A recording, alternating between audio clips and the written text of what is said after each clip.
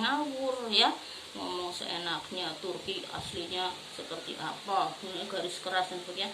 Ini kita nanti akan tahu di sini kenapa Turki sekarang menjadi pusat penyebaran ISIS ya, terus kemudian Turki menjadi Wahabi dan sebagainya, atau menjadi apa namanya ya, Khomeini itu apa namanya, yang bukan ISIS namanya apa, yang Ayatullah Khomeini Syiah ya. Ini berawal dari sini juga ya, dari sejarahnya nanti kita akan tahu ya. Nah, jadi menjadi ilmuwan itu seperti itu, harus mengacu pada sejarah masa lampau saat ini dan memperkirakan atau menganalisa segala sesuatu yang akan terjadi yang masa yang akan datang. Baru ilmu kita akan menjadi kafah sempurna dan kita betul-betul menjadi ilmuwan ya, kalau bisa. Orang bisa yang mengolah sampean karpe kemudian jadi sarjana fakultas dakwah, sehingga artinya apa, labelnya sarjana fakultas dakwah kudu uli ijazah tok, sebab apa nek kuliah ora tahu aktif, belajar sendiri ya butuh ya, mangkatnya kurang ngertes tok, bahkan tes juga orang mangkat ngerti-ngerti, jaluk tugas hari dosen, garap tugas, punya nilai, ngerti-ngerti, skripsi, wisuda, bahkan ada yang lebih naif lagi, nah belum di sana, di jauh sana ceritanya ya. Kalau di YIG mungkin insyaallah enggak misalkan ya, skripsi ini bisa gawe kena nang batir ya, naudzubillah. Itu jenenge untuk ilmuwan, asal kur kepengen uli ijazah, bunga-bunga apa ijazah orang ngerti nyong ya, itu jangan. Nah itu kita sebaiknya paling tidak kalau kita punya gelar ya kita bisa pantas punya gelar tersebut dan bisa punya kemampuan keahlian yang sesuai gelar tersebut, meskipun minimalis ya. Ternyata kalau menurut saya, menurut Bu Tuti, bukan hanya rumah yang minimalis, tapi ilmu juga bisa minimalis ya. Minimal sebagai sarjana fakultas dakwah apa? Ini ingat, minimal harus tahu ilmu dakwah yang saya sampaikan di semester 1. Jadi yang bukunya ini minimal ya. Jadi patut jadi sarjana fakultas dakwah. Jadi jadi ditelai sarjana fakultas dakwah, ditakuni ilmu dakwah, metode dakwah apa saja orang ngerti, materi dakwah apa saja orang ngerti ya, dan nyungyan langsung kok sebagai dosennya ya kudu ngerti ya, minimalis. Oke, saya lanjutkan. Kemudian ya biasalah ya, saya namanya juga dinasti atau kerajaan ya, dimanapun juga diteruskan oleh keturunannya. Begitu Ertugrul ini wafat, kemudian dilanjutkan oleh putranya yang bernama Utsman. Nah ini dia yang nantinya akan menjadi nama dari kerajaan Turki Utsmani. Mengapa tidak Ertugrul? Ya karena Ertugrul itu dulu masih wilayah kecil, masih baru membuka suatu daerah terpencil. Tapi ketika sudah sampai ke putranya yaitu Utsman, ini mulai ada gerakan-gerakan atau apa ya istilahnya, gerakan itulah ya, ada yang menuju kepada ingin mendirikan kerajaan ya, tidak hanya sekedar bergantung kepada Sultan Alauddin, menjadi bawahan Sultan Alauddin, tapi sudah ingin mandiri menjadi kerajaan sendiri itu ya. Ya kalau kita gambarkan seperti misalnya Timor Leste ya, itu kan dulu wilayah Indonesia, tahu-tahu oleh Sanana Gusmo diprovokasi supaya berpisah dari Indonesia dan berhasil. Itu misalnya kalau kita gambarkan di Indonesia ya, tapi kita jangan sampailah seperti itu. Untuk apa ya, kita sudah menjaga NKRI saja, itu yang paling bagus ya. Kalau yang dulu kita anggap ya sudahlah, itu sudah apa ya, memang sejarahnya harus seperti itu gitu ya. Jadi kita jangan sampai seperti itu, terutama mahasiswa fakultas dakwah. Saya menasihatkan itu, sampai kapanpun kita jaga NKRI. Jadi bentuk yang terbaik dari Indonesia adalah Negara Persatuan Indonesia ya, NKRI. Jadi jangan dipecah-pecah, akan rugi semuanya kita selaku masyarakat Indonesia. Karena masyarakat Indonesia yang terbaik ya seperti ini, Bhinneka Tunggal Ika. Biarin ya, dengan berbagai macam budaya, dengan berbagai macam kepercayaan agama, tetapi tetap satu. Ini yang terbaik ya bagi Indonesia, karena memang sejak lahirnya sudah seperti itu ya, tidak bisa kemudian disatukan menjadi bentuk Islam dari dulu juga bukan seperti itu ya, dan sebagainya. Tidak saya teruskan ya. Artinya ini saya menggarisbawahi saja dari perilaku ini. Monggo jika ada mahasiswa sing mikir kayak nyong pengen kayak RT lah terkenal jadi tuti aku tak mendirikan kerajaan nang bisa olah jan. Kok malah diarani kerajaan apa kayak ini ya sing nang Jawa Barat aneh-aneh. Ya anak kerajaan apa rajane aku yang guyu ya ketika ada di di Google terus kemudian di TV guyune apa aduh jangan anak wong ya gue kerajaan anak istanane cilik terus kemudian anak pejabatnya anak rakyatnya kursi RT tok lah orang penting temen ya dah terus kan yang penting kita berbakti untuk negara bangsa dan agama itu aja sekarang ya. NKRI harga mati ya mana sing a priori meninggal bututi berarti menuhankan NKRI lah orang perlu tak bahas namanya aku juga Ustadz Tauhid ya guru Tauhid ya jadi orang perlu membahas teruskan. Terus yang selanjutnya Utsman ini sebagai pendiri kerajaan Utsmani kita sudah tahu ya kerajaan Turki Utsmani didirikan oleh Utsman bin Ertugrul ya yang memerintah antara 1290 sampai 1326 berarti berapa tahun ini 36 tahun ya 290 sampai 1326 ya kan 26 ditambah 10 36 tahun ya menjadi raja. Terus kemudian pada tahun 1300 Masehi bangsa Mongol menyerang kerajaan Seljuk dan Sultan Alauddin. Nah ini Mongol memang dari dulu ya kalau saya membaca sejarah nggak tahu itu saya nggak tahu aslinya tapi ketika membaca sejarah itu bisa berkinding sampai ke ini bulu kuduku. Saya membayangkan bagaimana kejamnya bangsa Mongol ketika dalam peperangan karena di sejarah itu kan diterangkan ya bagaimana perilaku mereka dalam membunuh musuhnya dan sebagainya ya sampai orang tahu sinau lah bisa zaman sini prihatin kan ya tuku LKS anakku ya tuku LKS banyak-banyak dari guru ya kan ibune kepengen diwaca sing pinter men pinter ditumpuk tok nang omah ya sinaune nek arep testok ya pemaning zaman siki ya kuliah online kayak Google sampai nyetel apa Google Meet dipateni videonya tinggal lunga tuh apes kepriwe arep dadi ilmuwan ya itu memprihatinkan ya generasi sekarang. Udah saya sampaikan nanti bisa menjadi motivasi adalah berubahlah jangan menjadi orang seperti itulah jadi orang yang penuh semangat untuk berbakti kepada bangsa negara dan agama ya. Saya lanjutkan. Terus ini setelah menyerang ini kerajaan Seljuk dan Sultan Alauddin terbunuh akhirnya ini ya bangsa Mongol pada waktu itu ya jadi ada serangan lagi itu setelah Ertugrul meninggal dunia dan Sultan Alauddin itu terbunuh kerajaan Seljuk ya terpecah menjadi beberapa kerajaan kecil ya lalu Utsman menyatakan kemerdekaan. Nah ini jadi dibalik keruwetan kerusuhan dibalik runtuhnya kerajaannya Utsman ini mendirikan atau mengklaim atau memproklamirkan wilayahnya menjadi suatu kerajaan. Kalau kita bayangkan mungkin kayak Indonesia ya saya bayangkan cuma kalau Indonesia itu tidak wilayah bagian. Saya contohkan dulu kan Insinyur Soekarno dan Muhammad Hatta itu memproklamirkan kemerdekaan kita kan ketika pada waktu itu Jepang itu menerima pelimpahan kekuasaan dari sekutu karena waktu itu dari Belanda sudah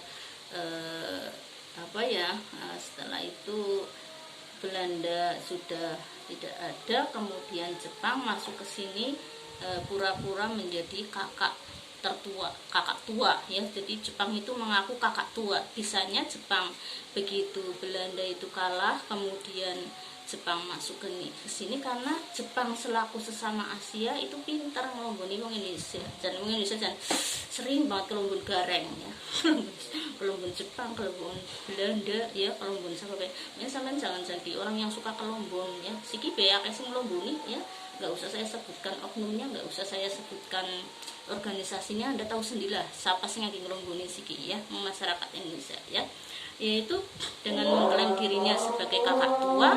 Jepang kemudian menawarkan ke Indonesia, sudah aku kakak tuamu di Asia, jadi manut saja ke sama aku, nanti saya beri kemerdekaan. Waktu itu kan dilala nasib Indonesia wis terkasa banget selama 350 tahun dijajah Belanda ya kan.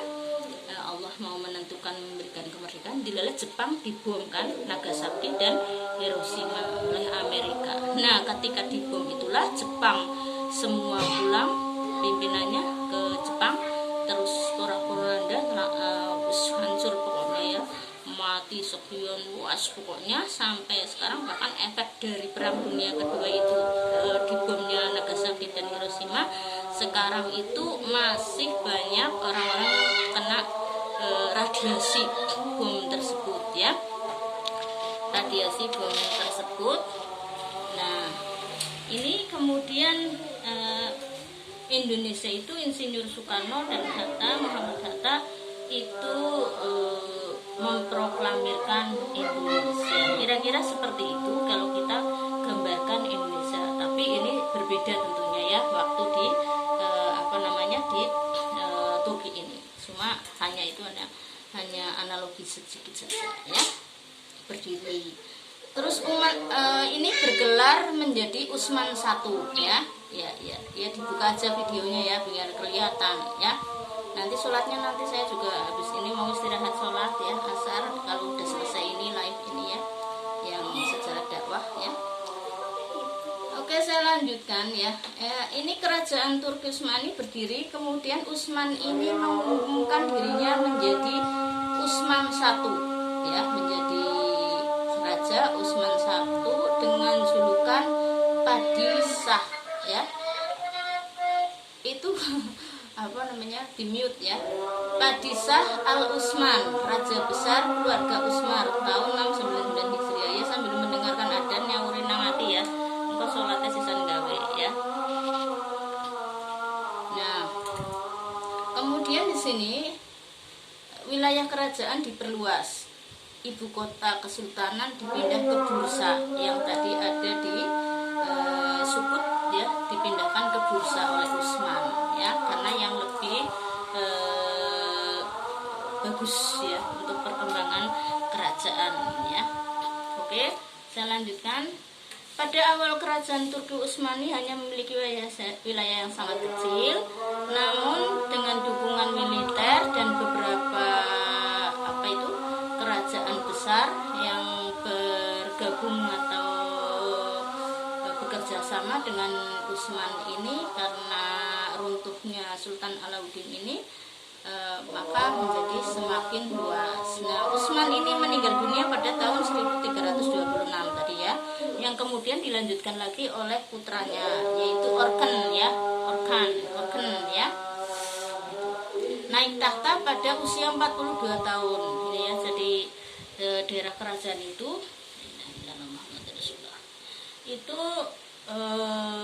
akan digantikan oleh putranya ketika ayahnya itu sudah meninggal dunia ya. Kalau tidak ada sesuatu yang emergensi, misalnya sakit yang tidak bisa disembuhkan, itu baru tidak menunggu meninggal. Tapi kalau tidak ya menunggu meninggal sampai ayahnya tua renta pun jadi raja, banyak kurang mengundurkan diri ya. Ini digantikan oleh putranya Utsman ini yaitu Orkan ya. Orkan ini kemudian pada periodenya ini sudah mulai ini membuat suatu tentara Islam yang kemudian masuk memperluas wilayahnya ke Eropa. Nah, Orkan ini mereformasi dan membentuk 3 pasukan utama. Nah ini nih, diingat ini pasukannya itu ada namanya dari Orkan ini. Satu yang bernama tentara Sipani ya. Sipani dudu adine sudah baru tuh Sipani ya, tentaranya dari Raja Orkan ini ya. Nah Orkan ini Sipani ya, bukan Orkan yang mendirikan, dibagi menjadi 3 bagian karena terkait nanti dengan posisi dan kemudian gaji ya, gajinya, terus kemudian latar belakang tentara tersebut. Sipani ini adalah tentara reguler ya, yang mendapat gaji bulanan. Jadi ada bentuk tentara dibagi menjadi 3. Yang pertama itu memang digaji tiap bulan. Nah, ini yang dinamakan tentara Sipani, yang memang menjadi tentara cara kenennya TNI lah ya, yang memang digaji tiap bulan menjadi tentara negara ya. Yang kedua, yang tentaranya di sini disebut tentara Hasib. Hasib ini adalah tentara yang reguler juga, sama-sama artinya itu memang tentara negara ya, yang memang dijadikan alat kekuatan negara, militer negara, tetapi ini gajinya hanya ketika mendapat ghanimah ya. Jadi bukan tentara inti, tapi tentara yang ketika mendapat gajinya itu kalau sehabis perang saja baru dibagi ghanimahnya, diberikan sebagai gaji ya. Terus yang ketiga, tentara Jenisari. Nah, ini Jenisari tentara yang tidak punya gaji, tetapi semua makan pakaian ditanggung oleh pemerintah. Kenapa tidak digaji? Karena waktu itu adalah Jenisari ini merupakan masih kecil ya, belum balik. Jadi seusia 10 tahun, 12 tahun sudah jadikan tentara. Artinya itu dimanage yang kelak akan menjadi tentara negara. Karena kenapa? Karena mereka itu sebenarnya berasal dari anak-anak daerah wilayah wilayah penaklukan, misalnya ya, Orkan itu ke Eropa ya, terus kemudian menaklukkan daerah. Nah, menaklukkan daerah itu di situ banyak ayahnya, ibunya yang meninggal dunia karena perang tersebut. Lah, oleh Orkan ini dibawa ke Turki anak-anak tersebut yang sudah menjadi yatim piatu. Nah, itu nanti akan dijadikan tentara, dididik menjadi militer. Ini yang dinamakan tentara Jenisari untuk kekuatan Islam selanjutnya nanti ya. Ini yang ditiru nanti oleh masyarakat Nasrani ya di Eropa. Nanti setelah menang dari Islam, mereka juga akan melakukan seperti ini ya. Terus yang selanjutnya, negara ini didirikan oleh Bani Usman, sehingga kalau bahasa nasionalnya terkenal House of Osman ya, House of Osman, atau karena orang Eropa tuh angel ngomong Osman juga, itu terkenal dengan Ottoman ya. Anda kan sering dengar ya Ottoman ya, ini negara Utsmani ya, dinasti Turki Utsmani, Ottoman ini ya.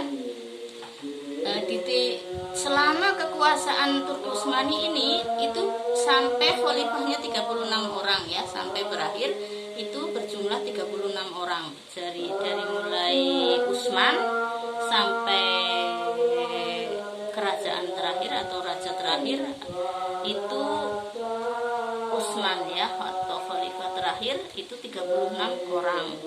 Yang sekarang tidak dihitung. Kalau sekarang kan bukan itu, bukan kerajaan, sekarang sudah republik, jadi namanya presiden gitu ya.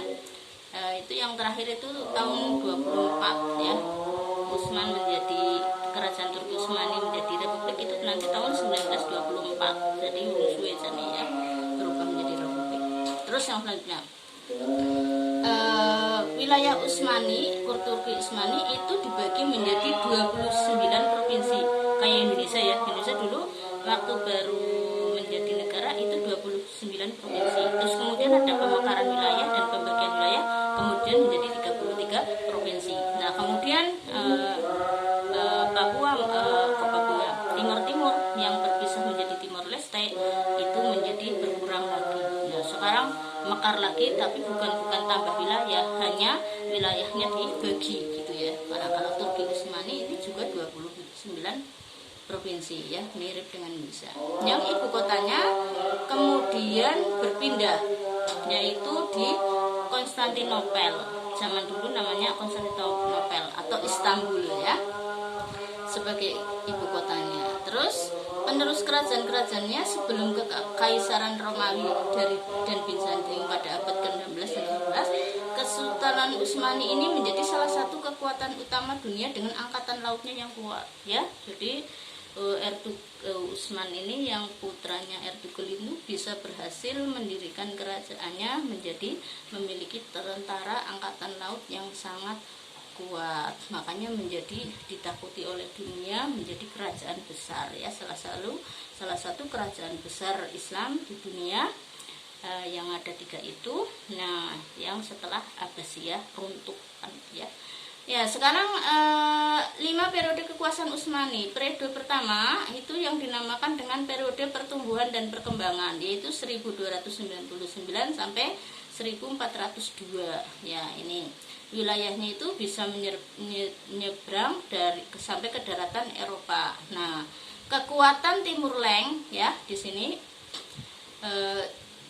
dapat membentuk langkah maju Turki Utsmani, di mana mereka dapat merebut wilayah timur kerajaan pada 1450. Nah, ini Timur Leng ini siapa? Aduh, saya kalau mendengar Timur Leng itu takut ya, sampai merinding kulit-kulitku. Ya, Timur Leng ini raja yang di situ diangkat oleh masyarakat, jadi masyarakat kekaisaran di mana itu Cina itu kan percaya kalau kaisar, dan di Jepang kaisar adalah keturunan dewa. Makanya di situ kalau rajanya itu meninggal dunia, itu yang meneruskan harus putranya. Itu daerah kerajaan kan seperti itu. Nanti kerajaan Mughal juga iya, Jalaluddin Akbar itu menjadi raja itu masih umurnya masih belia ya, belum balik ya, 7 tahun, didampingi oleh perdana menterinya kan, untuk memberikan masukan-masukan. Termasuk ini Timur Leng. Timur Leng ini adalah seorang anak yang kalau dalam sejarah ditulisnya ada yang menulis 5 tahun, ada yang menulis 6 tahun, ada yang menulis 7 tahun. Jadi masih sangat belia, usia seperti itu diangkat menjadi raja. Nah, ini menjadi sangat kejam beliau. Kenapa kejam? Ya karena pertama ya, anak kecil kan skarpe dewek ya, perintah mateni wong ya mateni dan sebagainya, menurut emosinya dia. Yang kedua, berdasarkan pengalaman dia ketika menjadi putra mahkota, artinya putra seorang raja, itu sering melihat kekejaman di medan perang. Jadi biasa banget anak kecil melihat pedang melayang memenggal kepala orang dan seterusnya. Itu ngeri ya. Jadi makanya kita kalau dilihat dari psikologi pendidikan ya, atau psikologi dakwah juga kita harus tahu ini. Jangan sampai anak kecil dibiasakan melihat suatu kekejaman. Nanti akan membentuk pribadinya kejam juga. Nah, ini Timur Leng itu seperti itu. Nanti kalau sudah berkuasa itu seenaknya, namanya juga anak kecil 5 tahun misalnya, raja ini ada orang mencuri kambing gimana itu, penggal saja ya, dipenggal gitu anak kecil. Nah, walaupun sebenarnya didampingi oleh perdana menterinya, tapi perdana menteri itu kan walaupun sudah tua, kalau rajanya ini kelemahan kerajaan yang bersifat monarki ya, jadi kekuasaan tertinggi ada di raja. Walaupun ada pendapat orang yang lebih tua, pendapat orang yang lebih pandai, lebih alim dan sebagainya, tetap kalau rajanya bilang tidak, kalau rajanya bilang bunuh ya bunuh ya. Nah, makanya kita tidak berbentuk negara kerajaan, tapi